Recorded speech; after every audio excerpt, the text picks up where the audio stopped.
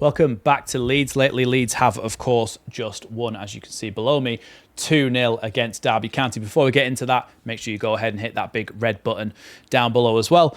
Like I said, Leeds have just won 2-0. I'm keeping my headphones on because the hair's a bit crazy today, and I can't be bothered changing it before this video.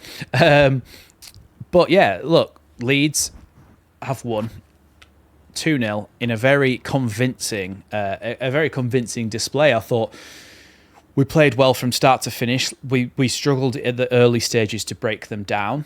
But once that first goal went in, we were completely dominant, and they had one or two shots at most. We'll have a quick little talk about Derby. They didn't really threaten much up front there. I mean, it was very telling when I think we got to the 55th or the 60th minute, and there was a statistic that came up that said that Jerry Yates, their striker, had 8 touches of the ball, and it was the fewest in the match. The next lowest was Junior Firpo, who had 15 touches, so almost double. And Junior Firpo had been substituted off injured in about the 30th minute. So therefore, you're obviously not doing very well in terms of attacking threat if your striker is basically having half the touches of a defender who came off like 30 or 40 minutes before. So yeah, they didn't threaten really. Defensively, I thought they did quite well. They were organised. They were solid at the back. A lot of good last-ditch challenges and blocks they made. And I thought overall they defended well, but not well enough to stop the 2 goals going in. We scored from a set piece again. You can see that we're back down to 7 corners now because Joe Rodon scored a header from a set piece. He missed one about 10 minutes before, and it was an absolute sitter. And then he scored that one. It was like, okay, yeah, that was his first goal for Leeds. Corner came in, headed it into the back of the net. Goalkeeper did get a hand on it, but he could only really push it into the back of his own net in the end. So Joe Rodon put us 1-0 up. And then the second one, now I think it was Aronson, crossed it from the right-hand side. It was going to Dan James. He actually so close to him that I think he was about to swing a foot at it. And the Derby player got a little touch, which pushed it to the back post, where Verba, who came on for an injured Firpo, who had just made his 100th appearance, Junior Firpo, he unfortunately had to come off, but Verba did come on, and he was at the back post to finish that chance. And 2-0 was all she wrote, really. We didn't really need to score a third. A lot of us were saying in the stream that we would like a third because it just gives you that feeling of security. But to be honest, when we've gone ahead in games, we still haven't lost from one under Daniel Farker, I don't think. At least this season, and I know for most, if not all of last season as well, that was the case. So we held on to a lead. We were very good. In terms of individual performances, I would say that Sky gave the man of the match to Joe Rodon. I thought Joe Rodon was up there, but I also thought that Aronson played pretty well. He was able to turn and squirm and have shots and crosses into the box and puts himself around a lot, Aronson. I thought he was good. Not man of the match worthy, but I thought he was good. Dan James, again, he just does Dan James stuff, doesn't he? Gets the ball into the box whenever he can. Beats his man, goes on sprints, good. Bogle in an attacking sense, good. Verba in an attacking and defensive sense, really good. Verba was up there with man of the match for me as well. I think it's between Verba and Rodon, are goal scorers. But look, Tanaka and Rothwell played really, really well again.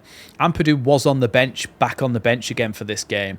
But of course, he has been injured and he's back about a month early. And so I think they just didn't want to risk him. So late in the game, when they wanted to make some more kind of defensive substitutions, they brought on Joshua Gilavogi, which makes sense in the situation. Brought on Ramazani as well. He got a little bit of time at the end. I thought he was good. Peru, average. I don't think he was bad.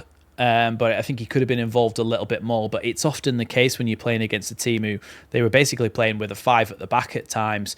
And I think it's often the case that your striker will go missing a little bit in those situations because it's hard to get the ball into him. But he did try and drop deep. He did try and create things. He had a shot that nearly went in, but the goalkeeper made a really good save for Derby. So, look, I think we can't put too much, not pressure, but we can't put too much blame on Joel Perufe's performance. It's often the case with a game like this and the low block that the opposition were playing. But yeah, look, I mean, overall, it's a really good performance to take us back to the top of the league. It just makes you wonder why we couldn't have done that against Blackburn. But that one's gone now, the Blackburn one. We don't need to worry about that. But it's nice to see that we can just up the levels back to that level of confidence again. Yes, there's a difference in quality because Derby have just been promoted from League One, and they aren't the best side. But you still have to go in and put a statement performance in, and it was at home as well, which we generally do. So you want to see that away form improve. Later on today, either you'll watch this either before the Sheffield United West Brom game or after. I'm recording this obviously before, just after the Leeds game. If Sheffield United lose or draw, Leeds stay very close to if they lose, we stay top. If they draw, we stay very close to the top of the table, just 1 point behind them.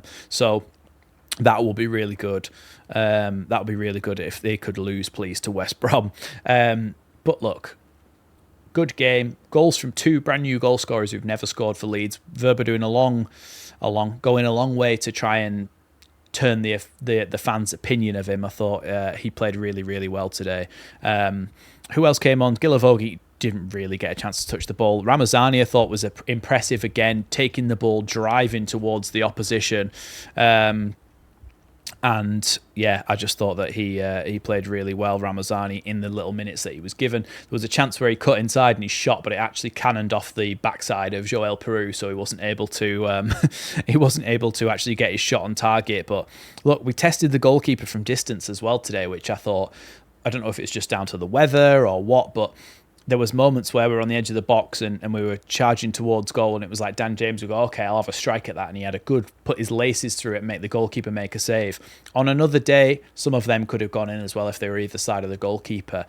But I do like the fact that some of our players will actually try now to have a shot from outside the box, or have a shot from the edge of the box at least, because too many times we've seen us try to walk the ball in, but it's a positive step that we are trying to switch it up a little bit, having shots from distance as well as trying to cut the ball across that corridor of uncertainty as fast as possible to try and get someone on the end of it. I think we played really, really well today, and I'm really hoping that we can take that into the next one. Is it Coventry that we've got next? Let me just check this, because I think, depending on whether it's at home or away, will depend on the performance, which is not something that you should have to worry about with Leeds, but it is the case at the moment. Leeds United matches. Oh no, Middlesbrough on the 10th of December. Where are we? Middlesbrough on the 10th of December. Also, no, Coventry's nowhere near. Middlesbrough on the 10th of December at home. So if we can get another win there, that'd be fantastic. And then the 14th of December against Preston. So we've got 2 games next week. I'll be live for both of them. And I will also be doing your match reactions and all that sort of stuff as well. And there may be some appearances on Joe's channel, depending on what he's doing. But either way, make sure you hit that big red button down below, and if you hit the notification bell as well, you won't miss when I go live, and you won't miss when I upload a video. So other than that, Leeds have won 2-0. Have a good weekend, everyone. Thanks for watching, and I'll see you in the next one.